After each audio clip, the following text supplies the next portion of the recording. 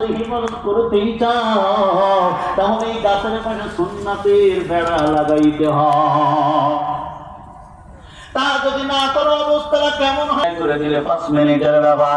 বড় ভাবি ডাক দিয়ে ভাবি আমার প্যান্টটা এটা সেলাই করে দাও। বড় ভাবি তো আমার দ্বারা সম্ভব না। ভাইজা ভাবি রে ভাই তুমি দাও, আমি পারবো না। আমার যুবক দাদা ভাই ভালো করে মনে রাখি, আপনি বলতে ফরজ মানলে হয়ে যায়, সুন্নাত লাগে না এই বলে দাঁড়িয়ে সুন্নাত কাটতেছো, বাদ দিতেছো। বান্দা নামাজের সুন্নাত বাদ দিতেছো, টুপির সুন্নাত বাদ দিতেছে। হ্যাঁ বান্দা প্যান্ট পরতেছে, রসুলের সুন্নাতে পোশাক বাদ দিয়া ঘরে ঢোকার সুন্নাত বের হওয়ার সুন্নাত বাদ দিতেছো। এইভাবে সুন্নাত বাদ দিতে দিতে এখন পরিস্থিতি করে ফেলতেছো। আমার মনে হয় ওই যে আমার মনে হয় ইসলামটাকে কাটতে কাটতে পুরো ইসলাম এখন হাফ ইসলাম বানায় ফেলতে চায়। আল্লাহ পয়গম্বর উম্মতকে জানায় দেন হাফ ইসলাম ওয়ালাদের জন্য জান্নাতে জায়গা হবে না।